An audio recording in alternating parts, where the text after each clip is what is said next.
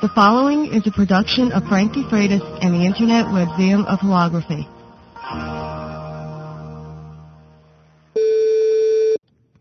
Hello and welcome to another week of HoloTalk for the week of March 15th, I believe it is. I don't have the calendar handy with me here right now, but I believe it's the week of March 15th. Greetings from the blizzard capital of the United States, or at least the next day or two is going to be the blizzard capital of the United States, Allentown, Pennsylvania. The snow's coming down. We're expecting what we call here on the East Coast a nor'easter, which is going to give us a potential of several feet of snow.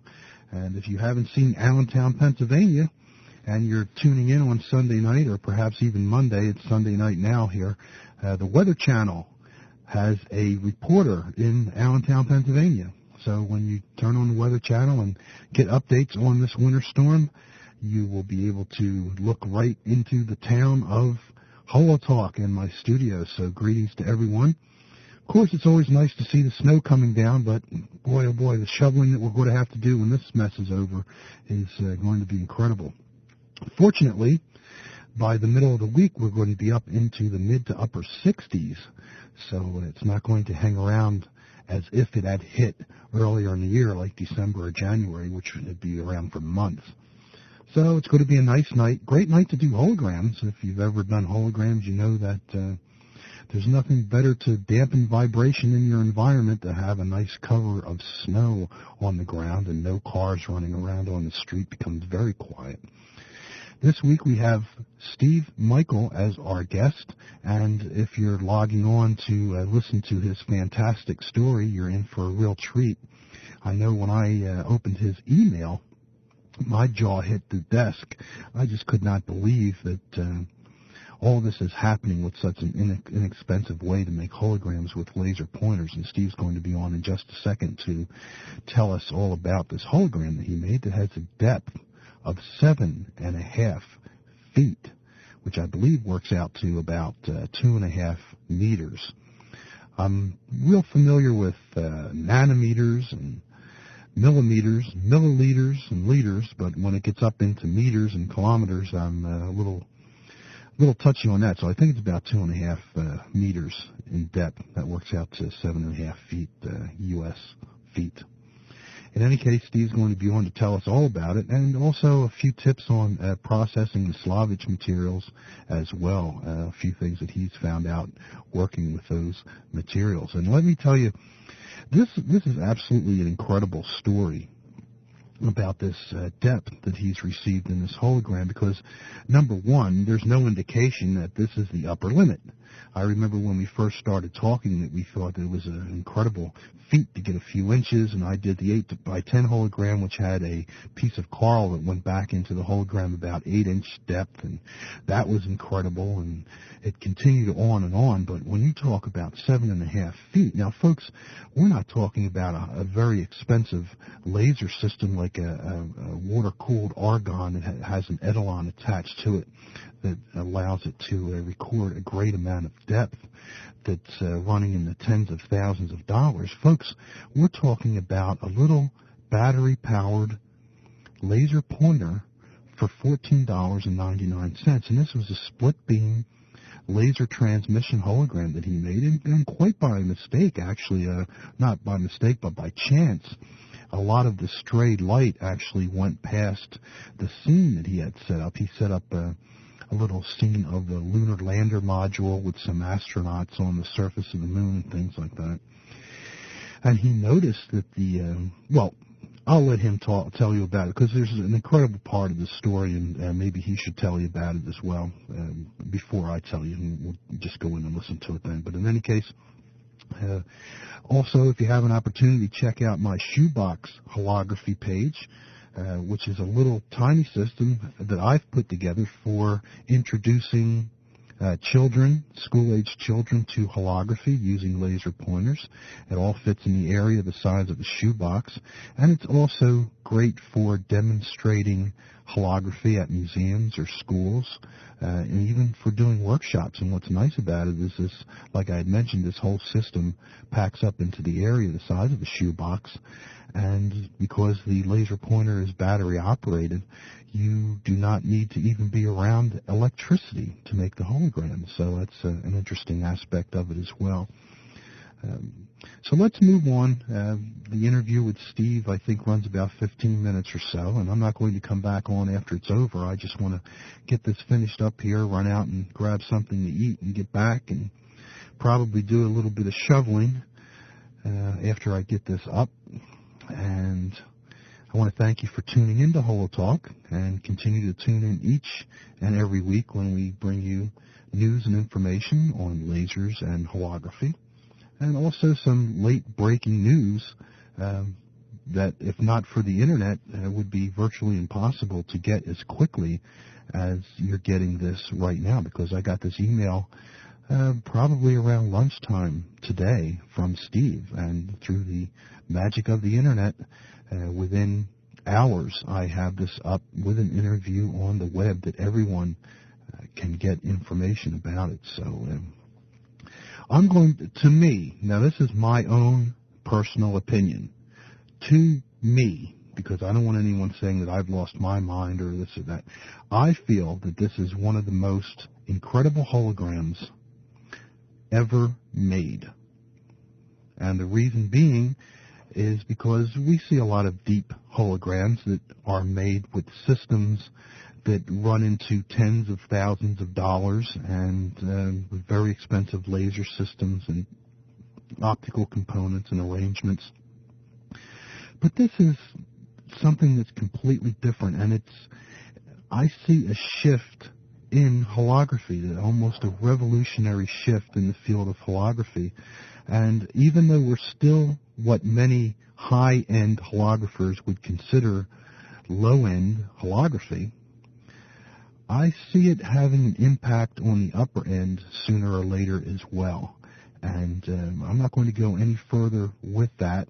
We will let this all unfold in the way that it needs to unfold. But I think some of the things that are happening right now are possibly some of the most important things that have ever happened in the field of holography, certainly within the last several years at least, if not going back to the beginning. But this hologram by Steve Michael, which shows 7.5 feet of depth using a $14.99 battery-operated laser pointer with all homemade equipment, I consider myself, in my opinion, to be one of the most important holograms that has ever been created. And let's see if my little opinion there actually bears out any type of fruit within the next several weeks, several months, because this isn't the end of the line, folks. This is not the end of the line. This is still very much the beginning. And who knows where this is going to go, and who knows how long it's going to be, maybe a few weeks or maybe a few months. But considering that holography goes back to the 60s, waiting a few weeks or a few months for a new thing to come through as a breakthrough is not that very long. So within the next few months, if we happen to get another story, who knows what the next story is going to be and how far forward we will move again. And once again, I think it's giving many people the freedom to finally break the chains of traditional holography, which has bound us to certain sizes and certain things that we could do, certain things that we couldn't do, that only the larger research laboratories could do. And we are definitely breaking out of those chains, and we're saying, we're here, and now holography is finally in the hands of the masses, and let's see what people can do with it and if we can't take this somewhere. So let's move on to the interview with Steve Michael. Like I said before, I'm not going to come back on. Of course, I went on for another 5 or 10 minutes after I said that, but I've just been so excited all day long about this. You know, driving around, I couldn't stop thinking about it.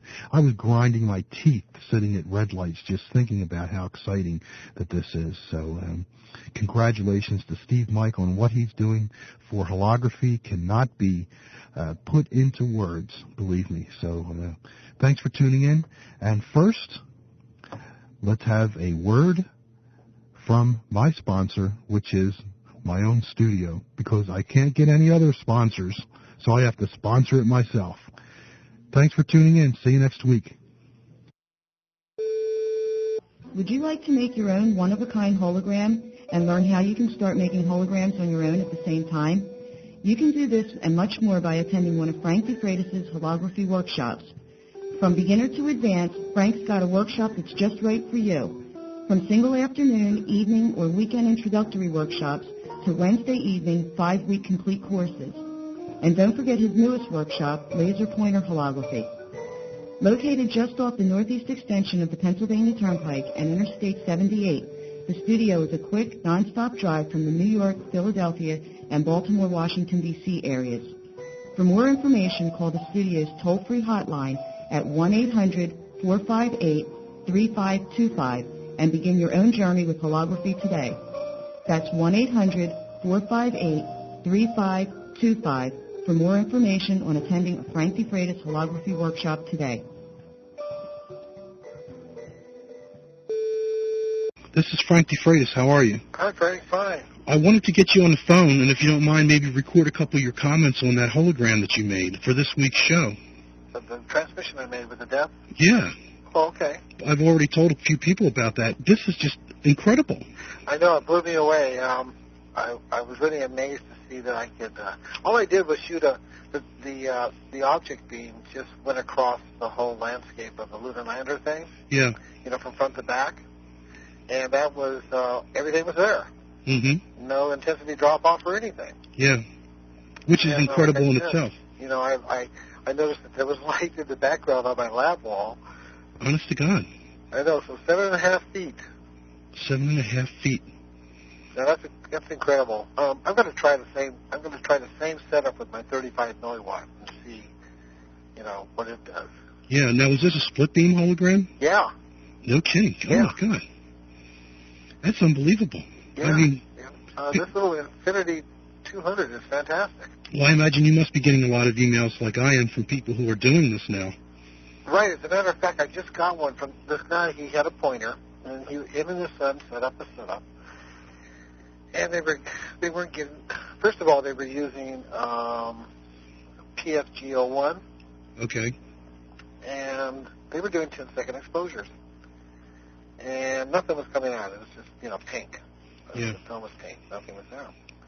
So I said, well, you know, it's got to be longer. Try 60 seconds. So he did, and the film did get dense, but there was no image.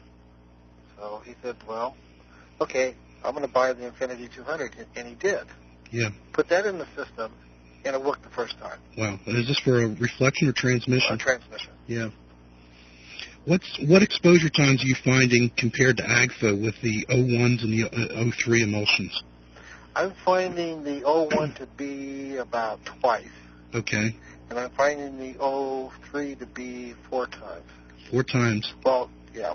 Okay. So four times.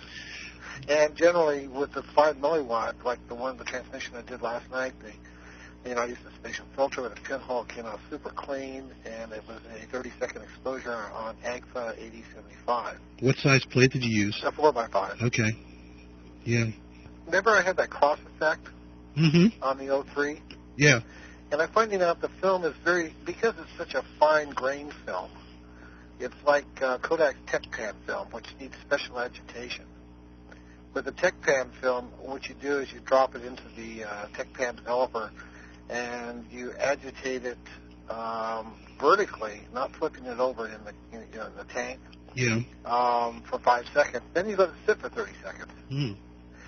And then, in other words, you're not doing this. Actually, I take that back. With that one, you agitate up and down vertically for 2 seconds, 2 up and downs, and then let it sit for 30 seconds. If you do any more agitation than that, what happens is you get more density around the edges of the perforation. I see. That you do in the center of the film. So I applied the same technique to the 03. Instead of sloshing the tray back and forth, left to right and up and down, which was actually causing the cross effect. Okay. It was developing more dense down the center and across the center, top to bottom and left to right. Yeah.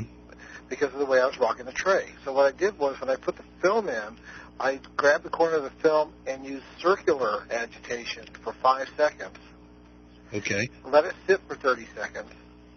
Then do another 5 seconds of circular rotation. Let it sit for 30 seconds and continue doing this for the whole 5 minutes. And what processing technique are you using? Still using pyro? Yeah, pyrocone. Yeah, just a straight pyro, right? And the cross effect disappeared, and I got uniform density across the whole piece of sheet film. Wow. And I just put that up today on my site. If you go to my section titled Films, okay. .html, okay. I describe that technique there. Okay. Now, you don't have to do that for 01 because it's not as fine-grained. Did you say you ever did a reflection hologram with the 01 yet? I don't know. I think I did, but I can't remember. Okay. Because that would be really good if that is possible with that faster emulsion. Right. You know.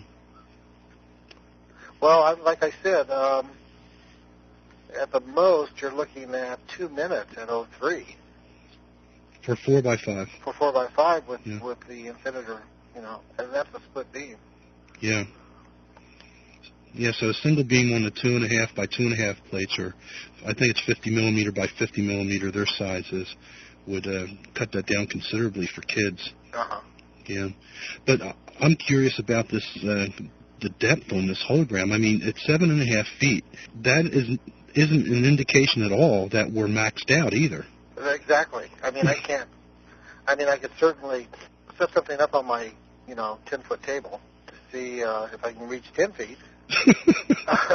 But I have a feeling I will, and I want to go beyond, and I can't because I've maxed it out. Of course, like I said, I was amazed that my wall was absolutely stable during that 30 seconds. Yeah, well, that's sort of like, I guess, with John Clare, probably not as close to going into the caves, because he uses no vibration isolation at all in the caves. But I guess the foundation of the house, was that wall actually part of the foundation, or was the wall in the middle of the house? No, it was the foundation. Yeah. It was outside foundation. Plus, I had my kids walking around upstairs, closing, opening and shutting the microwave, turning it on, all during this exposure. So, and everything the hologram was just beautiful. Wow. Are you going to put something up on your webpage about that, too? Yes, I am. I need to photograph it first. Yeah. I'll make sure that there's a link on the HoloTalk page so that people can go back over again. Yeah, it's going to take me, I'm probably not going to shoot the film till tomorrow night and then processing. I don't have a digital camera, but okay. I should get the results up there by the middle of the week. Okay, so if you're listening to the show in the middle of the week, the end of the week, you might want to start going over to Steve's website and see this, what has to be absolutely the most incredible hologram that's ever been made. I'm going to say that right now. This has to be. I don't care if it was a large corporation that did all the work that's been done in the past, but this is a $14.99 laser pointer that's managed to create 7.5 feet of depth in a hologram. So this has got to be one of the greatest, if not the greatest, holograms that's ever been made. It's got to be. Thank you. I mean, unless we're dreaming this. No, I'm not. I know you're for real, but I'm starting to think I'm losing my mind. Well, after being involved with holograms for so many years, to finally start hearing these things, it's to someone who's brand new, they probably say, well, that's cool, and move on. But anybody who's been doing this since the 60s, the 70s, or 80s just has to, the jaw has to hit the desk. Right, and I would appreciate it if you would go ahead and do the experiment yourself and back it up. Yeah, okay. In fact, we are in a blizzard condition up in the Allentown area. We're looking at 16 to 24 inches of snow through tonight, which is a perfect time to make holograms. Because everything, you'll talk about dampening your environment. Right. It's always so quiet and peaceful. Right, no cars on the road. Yeah, no cars on the road, and you walk outside and it's just peaceful, and it's a great time to do holograms. So I'd love to set something up and shoot this once I get this show finished and up on the air. It dawned on me last night after I saw this hologram. It blows away the need to have equal path length. Oh, yes, absolutely.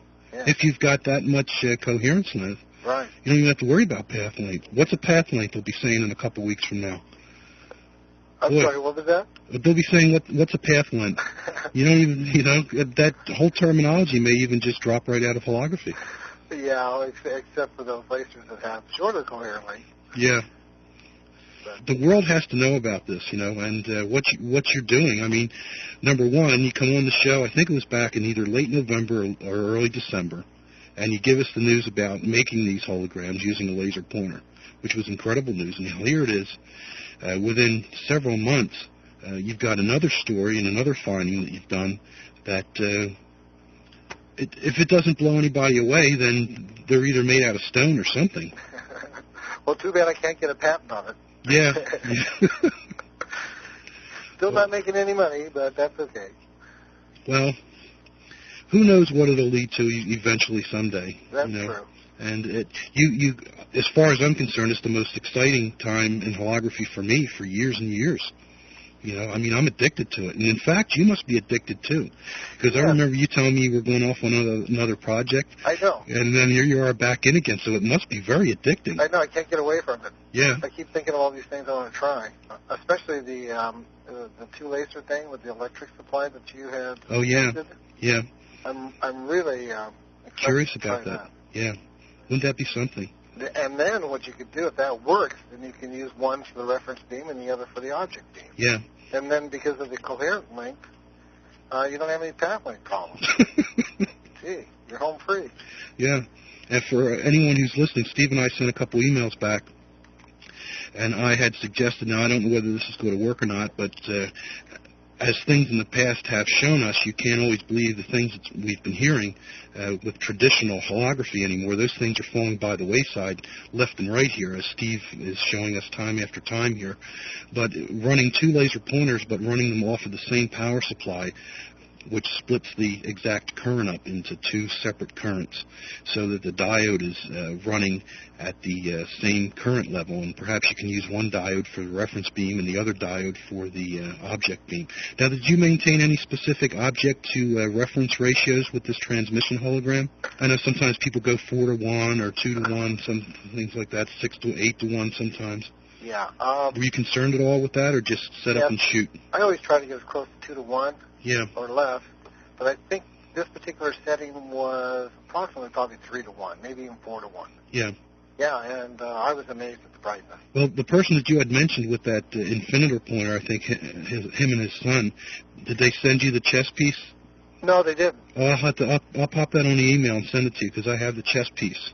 Oh, okay. And you can see the hologram that they did. It's a beautiful hologram. Oh, and the guy wrote in the email, you may not find this nice enough to use. And I took a look at it, and I said, you've got to be kidding me. This is beautiful.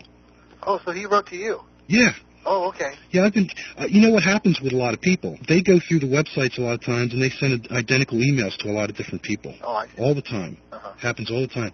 A lot of times, emails that I get, I know you're getting the same ones.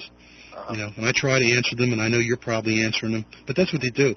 And a lot of other ones don't even bother on the websites at all. They just go onto the website, look for an email link, click on it, and say, we're trying to make a hologram, and we haven't been successful. We don't have an image. What are we doing wrong? Right. And how can you answer that? I mean, you need to know. Right. Could you please send me a little more information, and maybe I can troubleshoot this for you? Really? But anyway, I don't want to hold you up too long because I know it's around dinner time, but I just had to call you. This is an unscheduled call, an unscheduled show, but this news, believe me, Steve, this is just fantastic news. Yeah, I was very happy. Yeah, I bet. That'll work. I'll be checking on later in the week, towards the end of next week, to log on and see if we can't get a little peek at that. Yeah, I'm just hoping that I can get in focus at that back wall. Yeah. That's going to... I don't have any idea how my exposure is going to run on that. Yeah. Well, you probably know that the hologram itself does have depth of field, just like if the actual object were there, too, right? Right. Yeah. So I'm not going to, if I use an F16 on my camera, I'm not even going to cover that 24 inches, I know. Yeah. So I'm going to have to make one exposure in the front of the hologram. Yeah. There, and then focus to the back field. Focus to the back, isn't that something? Right. Was there anything on the wall? What is it, like a cinder block wall? Actually, there's two things. You see part of a mirror mount that I have on the table first, which is about a foot away from the wall, and then you see the actual shadow of the mirror on the wall. Oh my goodness! So hopefully I can define that in the photograph so everybody can see it. If not, then I'll just show the front of the lunar lander scene and the back of the lunar lander scene, Okay. which is 24 inches. That's enough. Yeah. Wow. Well, thanks for taking a couple minutes and tune on, listen to the show, and let's just keep moving ahead. Well, we will. It makes you wonder what's next. I know. What's next? It's exciting. All right, Steve, take care. Okay, Frank. I'll send you that little chess piece that guy sent me. I'll attach it to an email. JPEG. Okay. All right. Bye-bye. Thanks.